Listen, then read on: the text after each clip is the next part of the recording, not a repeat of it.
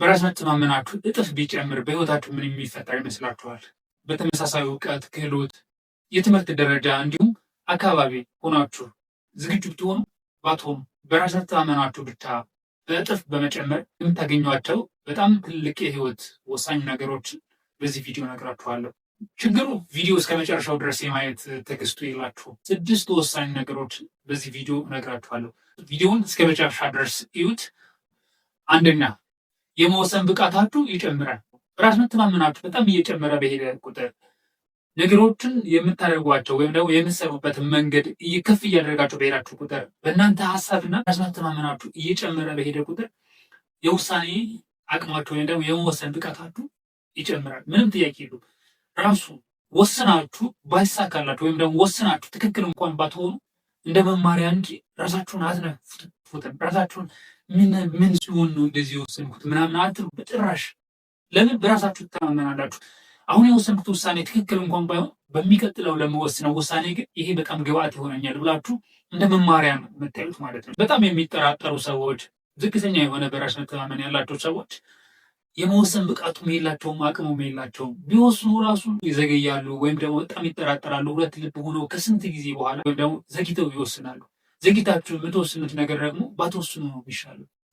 በጣም ዘግይታችሁ ጊዜው ካለፈ ከሄደባችሁ በኋላ ከምትወስኑ በጊዜውና በፍጥነት የምትወስኑት ነገር ብትሳሳቱም እንኳን ራሱ እንዴት መወሰን እንዳለባችሁ፣ በሚቀጥለው ህይወታችሁ እንዴት መወሰን እንዳለባችሁ፣ እንዴት ነገሮችን ማየት እንዳለባችሁ በራስ መተማመናችሁ እጥፍ ሲሆን የመወሰን ብቃታችሁ በዛው ልክ እያደገ ይሄዳል ማለት ነው። ሁለተኛው፣ ፍርሃት በእናንተ ላይ ስልጣኑን ያጣል። በራስ መተማመናችሁ በቀጥታ የሚያያዘው እናንተ ፈራላችሁ ወይስ አትፈሩም ከሚለው ጋር ይያያዛል።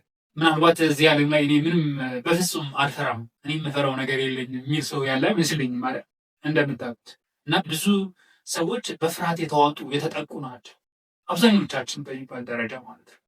ምክንያቱም ችግሮቻችንን መጋፈጥ አንፈልግም። ትንሽ የምታስፈራንን ነገር እንኳን ተጋፍጠን ማሸነፍ አንፈልግም፣ ወይም ደግሞ ድፍረቱ ወኔው የለንም። ስንት ከፍርሃት ለማምለጥ ነው አይደል? ብዙ የምንፈልጋቸው ነገሮች እያሉ ብዙ ማሳካት የምንፈልጋቸው ህልማችን ሌላ ሆኖ እኛ የምንኖረው ወይም ደግሞ እኛ የምንሄደው በሌላ በቃ እንገናለን ግራና ቀኝ ማለት ነው። በራስ መተማመናችሁ በጥፍ ጨመራችሁ ማለት ምንም አትፈሩም ማለት አይደለም፣ ወይም ደግሞ የፍርሃት ስሜት አይኖርባችሁም ማለት አይደለም። እንደዛ አይደለም። በራስ መተማመናችሁ በጣም እያደገ በሄደ ቁጥር ፍርሃትን እናንተ ትቆጣጠሩታላችሁ። ስሜቱ እያለ እንኳን ማድረግ የምትፈልጉትን ነገር የማድረግ አቅሙና ክህሎቱ ይኖራችኋል ማለት ነው። ስለዚህ ፍርሃት በእኛ ላይ እንዳይነግስ የምናደርግበት አንዱ መንገድ ሁሉ ማድረግ የምንፈልገውን መሞከር የምንፈልገውን ነገር ፍርሃት እየተሰማንም ቢሆን መሞከር መቻል ማለት ነው። ሶስተኛው፣ ማህበራዊ ተቀባይነትን ታገኙበታላችሁ። ማህበራዊ ተቀባይነት የምታገኙበት በራስ መተማመን ያላቸው ሰዎች ናቸው። ገና ለገና መጡ የሚባልላቸው፣ ቢናገሩ የሚደመጥላቸው፣ መኖራቸውን መገኘታቸው በጣም ጎልቶ የሚታይላቸው ሰዎች ናቸው። እነዚህ አይነት ሰዎች በአካባቢያችሁ የምታዩዋቸው ግርማ ሞገስ ያላቸው ሰዎች በተለያዩ ቦታዎች በስልጣን ቦታ ላይ ሊሆን ይችላል፣ በተለያየ ቦታ ብቻ ነገሮችን ማከናወን የሚችሉ ተቀባይነት ያላቸው ሰዎችን ማሰራት የሚችሉ መምራት የሚችሉ ሰዎች ናቸው። ስለዚህ በራስ መተማመናችሁ በእጥፍ እየጨመራችሁ በሄዳችሁ ቁጥር በሰዎች ዘንድ በጣም ትልቅ ተቀባይነት ታገኝበታላችሁ። በአካባቢያችን ላይ አንዳንድ ሰዎች አሉ ሲናገሩ በጣም የሚደመጥላቸው በጣም ክብር ያላቸው እና ማህበራዊ ዋጋችን በጣም ከፍ ይላል፣ ወይም ደግሞ ተቀባይነታችን ከፍ ያለ ይሆናል ማለት ነው። አራተኛ፣ የተሰላ አደጋን የመጋፈጥ ብቃታችን ይጨምራል። ብዙ ሰው የሚፈራው ነገር የሚያስፈራውን ነገር መጋፈጥ ነው። ይሄ የሁላችንም ችግር ይመስለኛል። አብዛኞቻችን በጣም ይጠቅመናል ብለን እንኳን የምናስበው ነገር ለመሞከር ለመሄድና ለማድረግ እንፈራለን። በጣም የሚጠቅመን እንኳን ቢሆን በቃ አደርገዋለሁ ምናምን ብለን እንነሳሳና የሆነ ጊዜ የሆነ ፖይንት ላይ ስንደርስ እንፈራለን ማለት ነው። እና የመጋፈጥ ብቃታችን አላሳደግነው። በጣም በህይወታችን በጣም ወሳኝ የምንላቸው ሞሜንቶች አሉ አይደለ? እነዛ ሞሜንቶች እንዲያመልጡን አንፈልግም፣ ግን ፍርሃት ይዘንና መጋፈጥ ወኔው እናጣውና በቃ ፍሪዝ አድርገን እንቀራለን። ስንት ማድረግ የምንፈልጋቸው፣ ስንት ማግኘት የምንፈልጋቸው፣ ስንት ማከናወን የምንፈልጋቸው ነገሮች ያሉ እንፈራለን በጣም ብዙ ጊዜ ማለት ነው። እና በራስ መተማመናችን ሲጨምር በጣም የሚጠቅም ነው። ወሳኙ ነገር ምንድን ነው?